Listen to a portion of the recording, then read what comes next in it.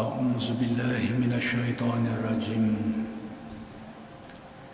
بسم الله الرحمن الرحيم. الحمد لله رب العالمين وبه نستعين. اللهم صل على سيدنا محمد النبي الأمي وعلى آله وصحبه وسلم. رب اشرح لي صدري ويسر لي أمري واحلل عقدة من لساني يفقه قولي. ولا حول ولا قوة إلا بالله العلي العظيم. إلهي أنت مقصودي ورضاك مطلوبي. أعطني محبتك ومعرفتك. السلام عليكم ورحمة الله وبركاته. الحمد لله والشكر لله والصلاة والسلام على رسول الله. أما بعد. Pertama sekali kita bersyukur kehadrat Allah Subhanahu wa taala yang telah melimpahkan dan mengurniakan kepada kita nikmat-nikmatnya yang sangat banyak zahir dan batin.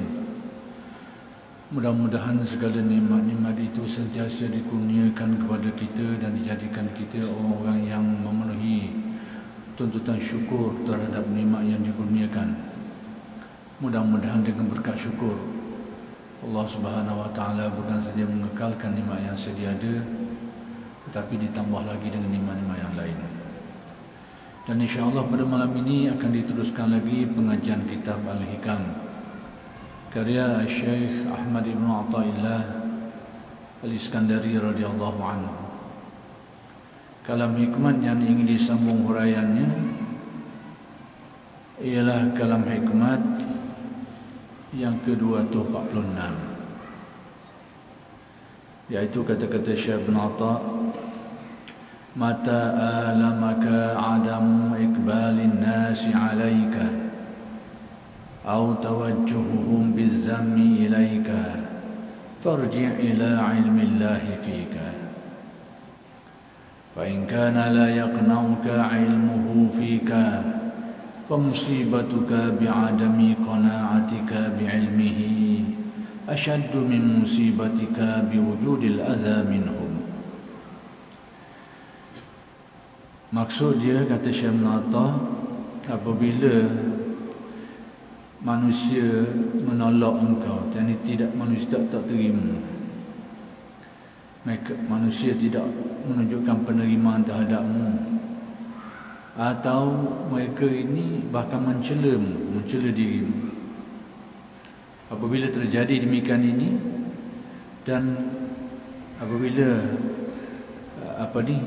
manusia tidak menyambut, menerima seseorang itu, bahkan mencelanya, kemudian orang berkenang itu dia rasa sedih, rasa perik, maka nasihat Syekh Ibn Atha, kembalilah kepada ilmu Allah, yakni pandang dengan pandangan kalbumu kepada Allah yang Maha mengetahui tentang dirimu. Jadi sekiranya seseorang itu berbuat demikian, insya-Allah dia akan tenteram hatinya, dia tidak akan terpengaruh dengan apa yang berlaku itu, celaan orang ke ketidakterimaan orang terhadap dirinya, orang tolak dia, tak terima dia, orang cela dia. Bila dipandang kepada ilmu Allah terhadap dirinya, yang tahu tentang keadaan dirinya sebenar itu, dia akan reda. Dia tidak akan terpengaruh dengan pandangan orang tadi itu. Tidak akan rasa sedih, tidak akan rasa kecil hati, tidak akan rasa perik. Apa-apa yang berlaku itu tidak akan mengakibatkan demikian terhadap diri dia. Ghalibnya begitulah. Tetapi kata Syekh Ibn Atha, sekiranya memandang kepada Allah Ta'ala yang maha mengetahui tentang diri menjadikan seseorang itu masih tidak mencukupi, tidak memadai dengan pandangan itu. Cuba nak menghadirkan Allah Ta'ala Maha mengetahui tentang dirinya sebenarnya macam mana, tapi pandangan itu ternyata tidak dapat menangkis, tidak dapat menghalang rasa perih akibat daripada penolakan orang tu.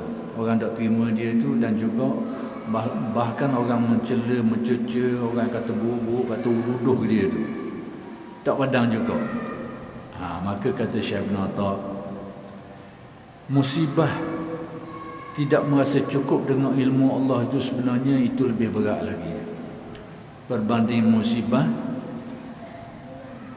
sakit hati orang tadi itu, musibah orang yang menyakiti tadi itu. Dua-dua itu musibah belaka. Orang pandang uduh, orang kata uduh, orang cerca, orang cela, orang tak terima penolakan orang, ketidakterimaan orang tadi itu satu musibah juga. Tetapi bila kita cuba mengingati bahawa Allah Ta'ala Maha mengetahui tentang keadaan diri kita sebenarnya, ingatan kita itu ternyata sekiranya tidak memadai juga, tak nak teki, rasa perih juga. Ternyata musibah tadi itu lebih kuat lagi. Penolakan orang, kata nista orang tu lebih kuat kesan terhadap diri kita. Kita rasa perih lagi, sehingga kita ingat Allah Ta'ala tahu tentang diri kita ni tak padang. Itu juga musibah, kata Syekh Ibn. Bahkan itu lebih berat musibah bila kita pandang mengingati Allah Ta'ala yang lebih tahu tentang diri kita sebenarnya. Tapi pandangan itu ternyata tidak meredakan hati kita, tak down nak teki, kata nista orang tadi itu, periknya kata nista orang tadi itu. Ternyata tidak rasa memadai dengan ilmu Allah tadi itu lebih musibah yang lebih berat, kata Syekh Ibn Atta, berbanding musibah kata nista orang itu sendiri. Jadi dalam kalam hikmah ini, Syekh Ibn Atta nak ajar kita cara bagaimana nak menghadapi keadaan seperti ini. Dalam hidup ni boleh berlaku macam-macam. Ada cerita macam-macam. Ada orang suka kita, ada orang tak suka. Ada orang senang dengan kita, ada orang tak senang. Ada orang puji, ada orang cela, ada yang nak lari. Selama dinamakan hidup ni, memang ada saja kadang-kadang silih berganti antara penerimaan orang dan penolakan orang, antara pujian orang dan celaan orang, tetap akan berlaku. Pada waktu orang puji itu, walibnya diri kita ni senanglah terima. Waktu tak payah cari obat. Kalau orang puji kita, memang itu sesuatu yang menyenangkan. Tetapi yang susah sikit bila orang cela kita, orang kata bukang-bukang kita. Lebih-lebih lagi celaan orang tu terhadap kita tu dalam keadaan perkara yang sebenarnya tak gitu. Lebih-lebih lagi menyakitkan kita. Kita tak gini tapi orang kata gitu. Orang tomoh gini, orang tuduh gini. Padahal kita tak gitu pun. Maka kata Syekh Ibn Atta, nak meredakan keadaan itu, kembalilah pandangan qalbu kita tu. Pandanglah kepada Allah Ta'ala yang Maha mengetahui tentang diri kita yang sebenarnya. Jadi orang kata guna-guna pun biar ke dia lah. Yang penting Allah Ta'ala tahu kita ni lurus ke tak. Allah Ta'ala tahu keadaan kita sebenar ni, kita berjalan ni lurus ke tak. Sekiranya kita pandang balik ke situ, dalam keadaan orang kata kita, orang tomoh kita, orang tuduh kita macam-macam, dalam keadaan kita, anda kata kita tak seperti itu, lalu kita pandang kepada Allah yang Maha mengetahui tentang diri kita bahawa aku ni tidak seperti yang dikatakan itu, ia akan meredakan. Itu kalau qalbunya kuat. Pandangan makrifat itu akan menghilangkan keperitan hatinya itu terhadap tomoh, tuduhan dan kata nista orang ramai. Tapi kalau hati dia tak kuat, pandangan itu kadang-kadang tak mampu nak teki. Tak kuat. Pandangan makrifat itu memandang bahawa Allah Ta'ala Maha mengetahui terhadap dirinya itu, bahawa keadaan dirinya itu tidak seperti yang dikatakan orang itu, kadang-kadang tak gergi. Sebab apa jadi tak gergi? Pandangan makrifatnya lemah, tak kuat. Jadi bila hati kita ni memandang kepada ilmu Allah terhadap diri kita ni, tidak memadai untuk meneki rasa perik pandangan buruk orang terhadap kita tu, waktu sebenarnya musibah berat lagi dari sudut tasawuf. Dari sudut tasawuf, hati kita yang masih rasa tak cukup, apabila kita memandang kepada ilmu Allah terhadap diri kita ni, Allah Ta'ala tahu tentang diri kita ni, sebenarnya guana, pandangan kolbu kita tu, ingatan kita tu tak cukup lagi untuk menekih keperitan pandangan buruk orang terhadap kita tu. Dari sudut tasawuf, ini juga musibah. Bahkan ini dari sudut tasawufnya musibah lebih besar daripada cercaan orang tu sendiri. Dari sudut zahir kitanya, kita pandang dari sudut kebiasaan kita, pada kita musibah ni bila orang kata uduh kita. Hati kita ni ingat sini tu, kita tak kisah benda tu. Kita rasa tak ada apa-apa. Musibah pada kita bila orang pandang uduh kita, orang kata uduh kita, orang tomoh kita, orang cerca kita, orang fitnah kita dan macam-macam. Pada kita itu musibah. Tapi Syekh Natak nak beritahu, yang lebih besar daripada itu, bila hati kita tak dapat reda bila kita pandang kepada Allah Ta'ala yang tahu keadaan sebenar kita tu. Tak reda. Pandangan makrifat tu tidak meredakan keperitan hati kita terhadap pandangan orang yang buruk tadi tu. Hak tu dari sudut tasawuf sebenarnya musibah besar lagi. Menunjukkan bahawa hati kita ni, qalbu kita ni lemah. Pandangan makrifat kita ni tak kuat. Dan itu dari sudut tasawuf musibah lebih berat berbanding dengan celaan orang, kata nista orang dan sebagainya. Itu sudut pandang tasawuf lah. Orang yang tidak mempelajari ilmu ni, dia tak pandang lah benda ni satu musibah. Musibah pada orang yang tidak mempelajari ilmu ni, orang kata tu musibah. Orang tomoh, orang cela, orang fitnah, itulah musibah. Hati kita yang jadi berasa begitu begini ni, makrifat kita tak kukuh, itu tidak dipandang lah. Tidak diberikan perhatian. Baik, kata yang mensyarahkan kalam hikmat ini, seharusnya seseorang hamba memperhatikan redha dan murka Tuhannya. Yang sepatutnya yang kita pandang adalah keredaan Allah dan kemurkaannya. Jadi kita ni apakah kita melalui perjalanan redha dia ke atau macam mana? Itulah yang sepatutnya kita pandang. Tidak gembira kecuali jika diredai oleh Tuhan. Sepatutnya seorang mukmin yang ada kearifan hatinya itu hanya dia akan rasa gembira kalau dia ni berada dalam keadaan diredai oleh Allah. Apa yang dia buat tu adalah perkara yang baik, yang Allah redha. Dia akan rasa senang benda tu. Sekalipun orang tak pandang benda tu, ataupun sekalipun orang kata terbaliknya, dia tak ada, dia jaga kebaikan, kesolehan, amal soleh. Tapi orang kata ke dia banyak buat jahat, dia banyak buat buruk, macam-macam.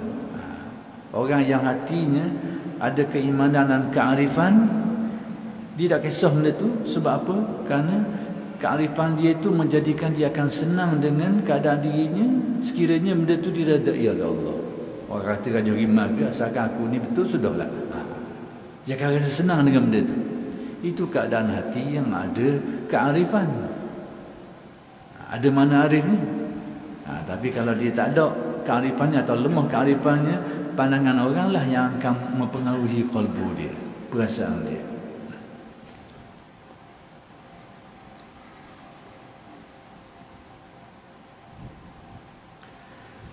Tidak gembira kecuali jika diredai oleh Tuhan, dan tidak sedih kecuali jika dimurkai oleh Tuhan.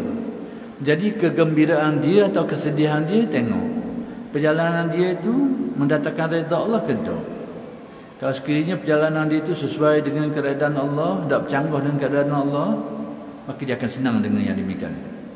Tapi kalau perjalanan hidupnya itu mendatangkan kemurkaan Allah, dia akan sedih dengan demikian itu.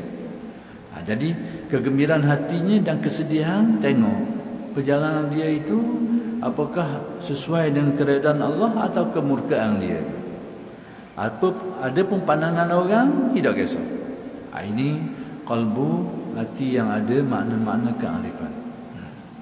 Jadi kalau dia buat baik, dia buat salah, tapi orang kata uduh kat dia, orang pandang negatif ke dia ke, tidak kisah.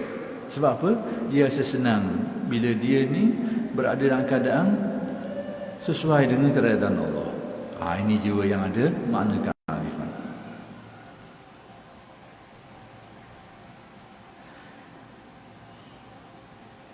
Adapun puji dan celaan orang,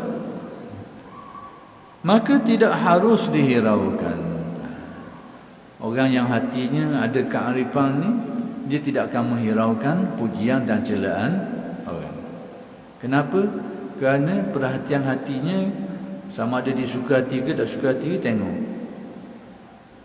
tengok bagaimana perjalanan hidup dia tu, sama ada mendatangkan keredaan Allah atau kemurkaan dia. Itu yang menjadi, yang dia ambil kisah, yang dia ambil hirau. Pandangan orang, pujian orang, tidak kisah. Sebab jika engkau di sisi Allah baik, maka biarpun dicela oleh semua manusia. Kalau kita dalam hubungan kita dengan Allah ni, perjalanan kita secara umumnya lurus, baik. Perbuatan kita, tindakan kita, akhlak kita baik, lurus, molek. Maka apa pun yang manusia kata, manusia cela, jangan kisahlah. Itu yang ingin diajarkan oleh Syekh Ibn Athar. Orang kata apa Gajah Rimau, jangan kisah.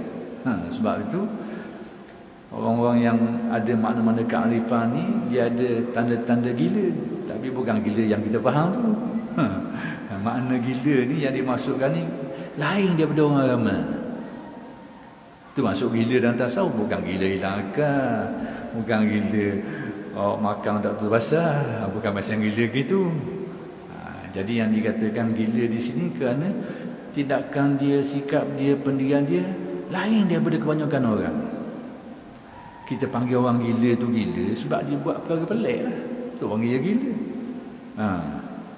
Sebab apa kita panggil orang tu gila? Kerana akalang dia menyebabkan dia bertindak dengan tindakan yang orang ramai tak buat gitu. Pelik dia tu panggil dia gila. Maka dalam tasawuf pun ada makna ni, tapi bukan makna gila hilangkan. Kerana tindakan dia tu beza daripada tindakan orang ramai. Kadang-kadang ada di antara mereka ni, kita dengar sikap-sikap yang benda tu tidak salah, tapi benda tu jarang orang buat. Ada di antara kisah para awliya tu, dia suka makan, baki makanan-makanan orang. Baki makanan orang, bukan orang kunyak dah. Tu kalau ambil tu memang gila sungguh lah. Orang kunyak dah, orang lepas kau kita pergi sakut mula. Tu memang tu kotor. Baki, orang ambil separuh tinggal baki, dia ambil separuh. Dan jarang orang buat gini. Kadang makanan orang makan tak habis, semakuk tu ambil lauk sebahagian, tinggal baki tu. Kita pergi ke mana-mana pun jarang orang ambil. Tapi ada di antara mereka itu, yang kita dengar kisah-kisah, sebahagian mereka itu, mereka ambil ni baki-baki orang. Tapi benda tu molek lagi lah, bersih. Rupa-rupanya tindakan ini ada sandaran syaraknya. Ada sandaran syaraknya. Nabi SAW bersabda, su'rul mu'min barakah. Sisi orang mukmin itu berkat. Sebab itu kalau kita tengok, bila kita ada orang-orang soleh tu, kadang-kadang orang yang tahu benda ni, mereka ni akan cari saki-baki daripada peninggalan orang tu. Kerana mereka nak ambil, kerana ada asas syarak ni. Su'rul mu'min, sisa baki dia tu barakah, berkat. Jadi kita tak heranlah setengah golongan orang soleh ni, bila ada golongan orang alim ulama yang alim, yang hebat ni mari ni, mereka tunggu kadang-kadang tengok saki-baki makanan-makanan dia tu mereka akan habiskan. Jadi mereka tahu dasar hadis ni, su'rul min barakah. Cuma tadilah kadang-kadang berlaku sikap yang berlebihan sikit di kalangan orang kita ni. Takut tadilah bekas-bekas orang kunyah mereka dah sikit bahang waktu tu. Di Negeri Sembilan saya dengar cerita ni daripada almarhum Syekh Murtada. Ayah dia dulu Syekh Ahmad ni orang kenal. Syekh Ahmad bin Muhammad Said Al-Linggi, Mufti Negeri Sembilan sebelum ni, yang dulu. Dia antara orang yang inilah tokoh yang baca doa masa hari merdeka, Syekh Ahmad bin Muhammad Said. Jadi dia cerita Syekh Murtada ni, arwah ni, saya cerita sebab dia meninggal dah, tahu kan tak ada belaka dah. Tak, saya dah ambil baku cerita ni, kita dengar dulu di sini. Cerita ayah dia dulu, dia ada juga kok dia ni tak ansur lebih ni. Jadi kalau orang undang dia makan, dan waliknya ada orang akan ambil saki baki dia tu. Tapi mungkin cara tu agak berlebihan sikit. Maka dia buat mana? Dia suruh orang yang undang makanan dia tu sedia sabun. Sedia sabun. Jadi bila habis makanan tu dia akan basuh dengan sabun. Maksudnya kamu nak ambil makan dengan sabun ni. Jadi dia sengaja supaya jangan ada sikap melampau berlebihan tu. Kamu nak kau mubahalah sabun ni. Tapi nak beritahu asasnya sisa-sisa baki ni daripada orang itu ada dalil dia, berkat. Jadi kalau kita tengok ada fenomena ni memang aneh lah, pelik lah. Dan kalau berlaku pun kita akan kata ni orang gila ni. Kita pun akan kata gitu, ni gila. Kerana benda ni jangan berlaku. Jangan berlaku. Tapi bukan salah benda tu, bukan aib benda tu, cuma jangan berlaku. Itulah maksud saya, bahawa kewalian itu kadang-kadang ada makna-makna gila dia tu. Tapi gila dia tu bukan gila seperti yang kita faham. Kata Imam Tarekat Ahmadiyah ni, awalu tariqati junun. Permulaan tarekat tu ni gila. Gila. Tapi gila dia tu bukan berarti gila hilangkan. Kerana zuk menyebabkan dia melakukan sesuatu perkara yang orang lain tak banyak buat gitu, tapi dia buat. Maka orang pandang pelik lah. Dan setengah orang tak tahu kali anggap dia gila.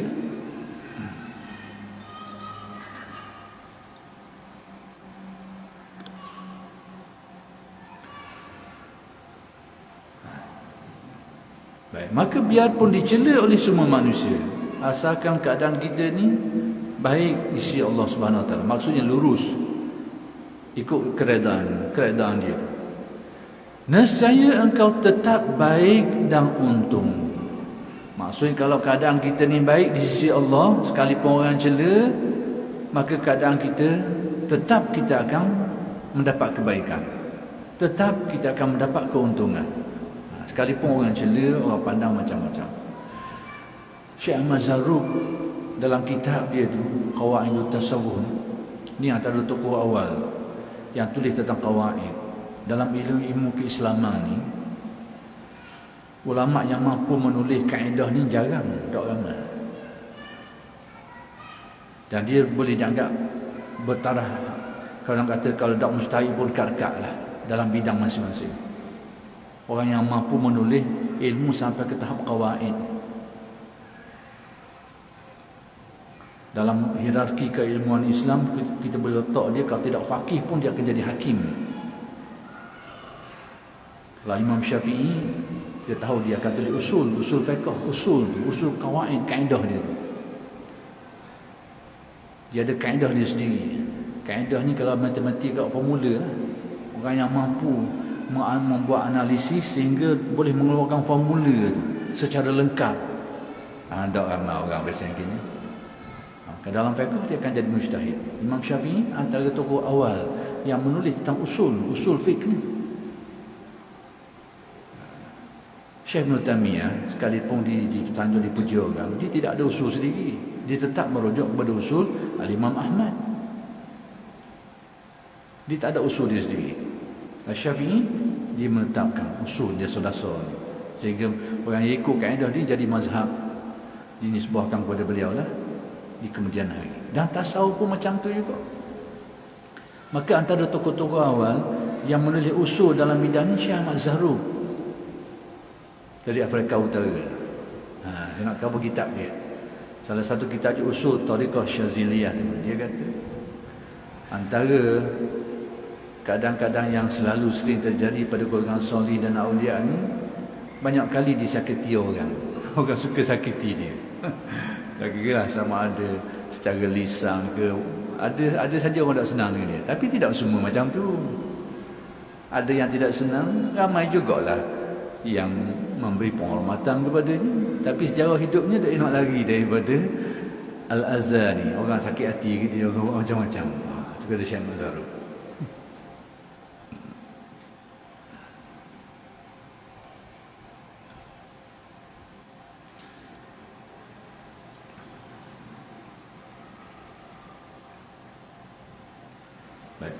Jika engkau dipuji-puji oleh semua manusia, maka engkau tetap terseksa dan binasa. Kalau kita dipuji oleh orang pula, sebenarnya itu menyumbang kepada kerosakan kita. Kalau kita tak kuat kalbu kita, menyumbang kepada kebinasaan. Kalau kita tak kuat, kalau kalbu kita kuat, orang puji je, orang cela serupa je. Tapi kalau tak kuat, kita akan jadi rosak dengan pujian orang. Kalau hati kita tidak hidup, hati kita tidak teguh ingatannya kepada Allah, kita akan terpengaruh dengan pujian orang. Itu menjadi sebab kerosakan. Baik, contohnya para nabi, rasul dan wali, mereka tidak selamat dari makian orang. Kalau nabi pun tidak selamat daripada makian orang, para wali apatah lagi, para salihin apatah lagi. Nabi Muhammad sallallahu alaihi wasallam, semulia-mulia makhluk ni, bukan semulia-mulia nabi saja, semulia-mulia makhluk ni, apa benda orang nak kata ke dia? Gila. Ada orang kata, innaka la majnun, mu ni gila Muhammad. Tambah gila dia kata. Kita kalau gila tu berat kadah tu, orang kata gila dia kira habis sikit lah. Keluar daripada batasan manusia biasa. Tu gila tu keluar daripada batasan manusia normal. Itulah yang dikatakan orang kepada Nabi. Gila, tukang sihir, dan macam-macam lagi lah.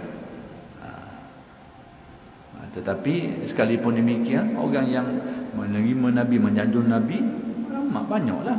Tapi tak boleh nak lari, adalah yang akan mencerca dia, akan mencelanya. Begitulah sunnah kehidupan hari ini. Jadi Syekh Muhammad nak ajar kita ubat macam mana supaya kita ni tak rosak dengan celaan orang.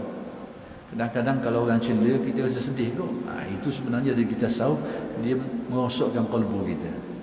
Dia sedih dengan celaan orang. Sakit, masa sakit, menderita, sakit hati bila orang cela, orang kata udur kita akan terkesan dengannya. Dari segi tasawuf itu tidak baik, kurang baik. Jadi macam mana cara nak mengatasi? Ini antara cara.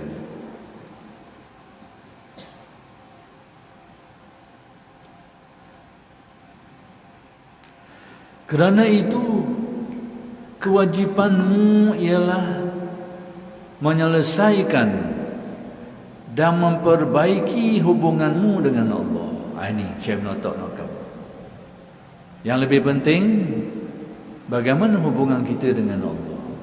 Kalau kita tersasul, tersalah buat jahat, itulah yang patut kita sesali, patut kita rasa sedih, dan patut kita usaha untuk baiki.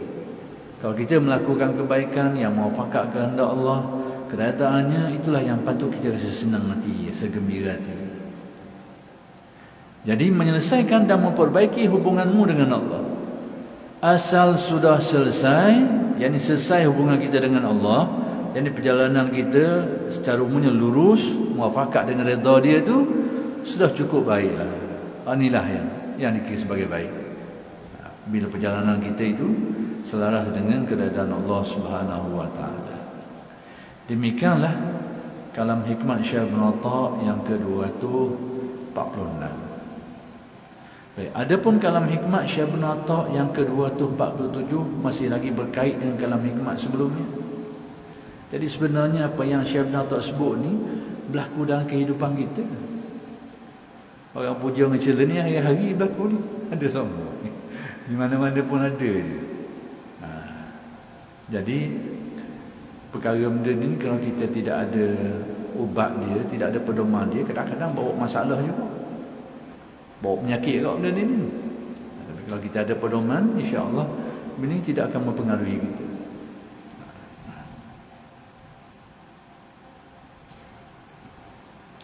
Dan benda ini tidak mudah ni. Belum tentu dia menghafal Al-Quran, menghafal Bukhari Muslim, dia boleh tahan daripada kata-kata orang ni. Belum tentu. Belum tentu lagi. Nak kabarnya tak mudah benda ni. Tak mudah. Nak terima celaan dan pujian orang ni bukan benda mudah.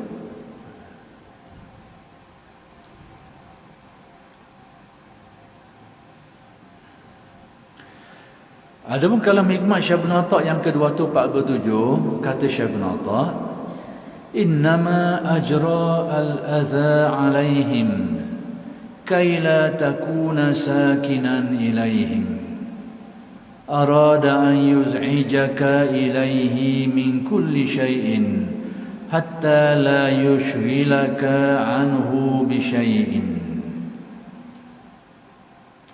Memang sengaja, yakni sudah ditetapkan Allah dengan hikmahnya, Allah melaksanakan gangguan, yakni menjalankan, mentakdirkan gangguan terhadap dirimu dari tangan orang-orang itu, daripada tangan orang-orang yang mengganggu dan menyakiti itu. Tujuannya apa? Dari sudut tasawufnya, supaya kau tidak jinak kepada mereka.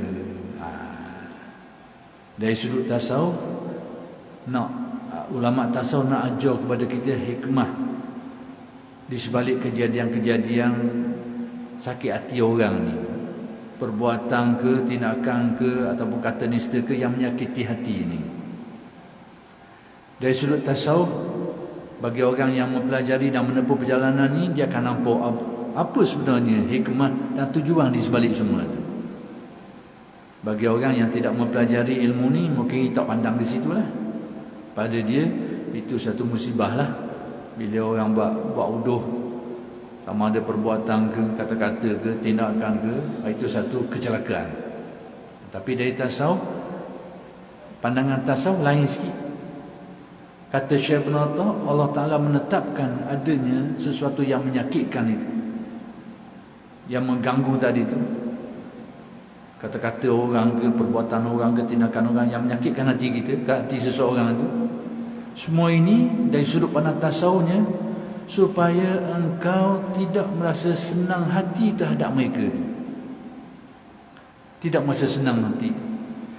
Dengan arti supaya seseorang itu tidak lagi merasa senang dengan manusia ini, supaya hatinya itu terarah kepada merasa senang dengan Allah Subhanahu Wa Taala.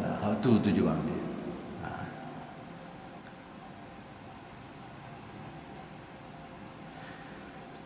Sengaja Allah menjengkelkan, yakni menjemukan engkau dari segala sesuatu, supaya tidak ada sesuatu yang melupakan engkau daripada Allah, yakni supaya tidak ada yang mengganggu engkau untuk ingat kepada Allah. Jadi Allah Ta'ala menetapkan hal-hal yang demikian itu supaya kita ni tidak terikat, terpengaruh dengan orang, sehingga kita ni menjadi lebih mudah untuk ingat, berpaut hati, merasa senang hati dengan Allah Subhanahu Wa Ta'ala. Itu tujuan hikmah dari sudut pandangan tasawufnya terhadap hal-hal yang menyakitkan yang berlaku ni. Itu bagi orang yang belajar ilmu ni. Jadi kalau orang yang mempelajari ilmu ni lalu menghadapi situasi macam ni, dia fahamlah kejadian ini nak bawa dia ke mana, supaya hati dia tak rasa senang dengan orang, tapi merasa senang dengan Allah Subhanahu Wa Taala. Tapi kalau dia tak belajar ilmu ni, dia akan rasa sedih lah. Rasa perih, rasa sedih, rasa kecewa, rasa malang, dan macam-macam lagi lah. Tapi kalau dia belajar ilmu ni, dia faham dia sedang dielok. Kata orang macam kita elok itik. Elok, nak bawa ke mana ni? Nak bawa supaya hatinya merasa senang dengan Allah, tidak merasa senang dengan orang. Sebab kita ni kadang-kadang kita banyak terikat dengan manusia, terikat dengan kebaikan orang, dengan itu dan ini, kita akan banyak terikat. Jadi terikatnya kalbu kita ni dengan manusia, kalau kalbu kita belum kuat, Qalbu, makrifat qalbu kita ni belum kuat, lalu kita terikat dengan kebaikan, kemurahan orang dan apa-apa hal yang berkaitan dengan orang dengan kita ni, itu boleh mengganggu dan merosakkan qalbu kita. Kecuali qalbu kita kuat, maka semua itu tidak akan mempengaruhi apa-apalah, bahkan akan meningkatkan lagi kualiti makrifatnya. Tapi kalau qalbu yang belum kuat, dia boleh mengganggu usaha untuk memakrifatkan hati dia itu dengan kaitan dengan orang-orang amal. Sebab itulah secara umum dalam perjalanan, siapa sajalah perjalanan umum lah, orang-orang yang cuba nak baiki diri dia tu, nak jadi lebih baik, nak jadi lebih soleh, hasrat dia tu dan usaha dia tu nak baiki dia supaya lebih kuat keyakinan dia, lebih mantap dan teguh iman dia, lebih mendalam makrifat dia tu. Secara umumnya pekat-pekat awal tu dia akan menghadapi banyak benda-benda macam tadi. Dia akan menghadapi banyak benda. Sebab benda-benda macam tadi tu, kalau tidak macam tu, dia akan membantukan pertumbuhan qalbu dia tu. Jadi ada saja dia orang pandang muduh dia, orang sakitkan hati dia, baliknya macam tu. Tapi bila hatinya sudah kuat, dia tak kisah dah, pada waktu itu lain pula gaya dia, lain pula cerita. Macam kita tanam pokok jugalah, mula-mula tu kena taklah baca tak ayam dulu. Masa saya nak tunggu tak ayam, bau berat. Bila dia besar dah tu, tak banyak lah jenis-jenis baja-baja gini ni dah tumbuh molek dah.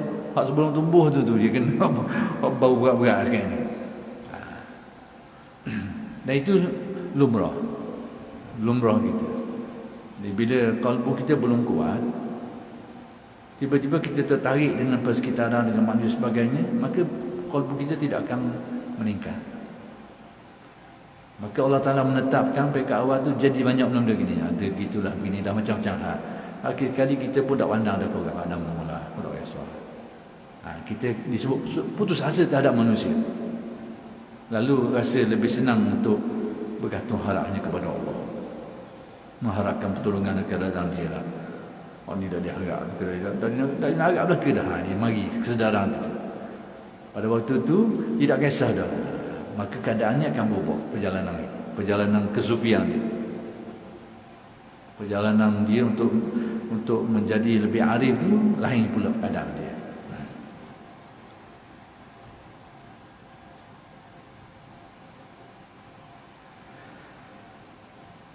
Abul Hasan Asy-Syadzili berkata,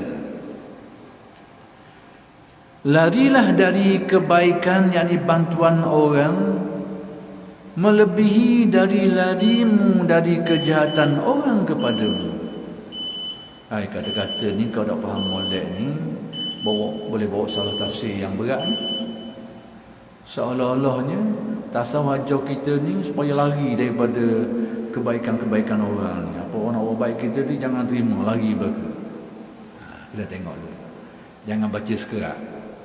Baca ayat sekerat memang pewing. Tapi oleh kerana masuk waktu insya-Allah, kalau jelas benda ni panjang sikit insya-Allah. Masa semalam ni minggu akhir sebelum Ramadan lah, minggu depan petang saya dah sikit. Jadi penutup malam ni kira sebelum Ramadan tutup lah. Kalau dipanjangkan umur, kalau diberikan kekuatan lagi, diberikan kesempatan, insya-Allah akan bersambung lepas tu. Jadi di kesempatan ini saya mengambil ruang ini untuk minta maaf kepada semua lah. Sekiranya kuliah-kuliah saya selama ni ada kesilapan ke, atau terkena pada orang tertentu ke, tersalah tuju ke, tak dipahami ke atau sebagainya, mohon maaf bagilah. Mudah-mudahan Allah Ta'ala memberi rahmat kepada kita semua. Aku qawli hadza wa astaghfirullahalazim li wa lakum. Assalamualaikum warahmatullahi wabarakatuh.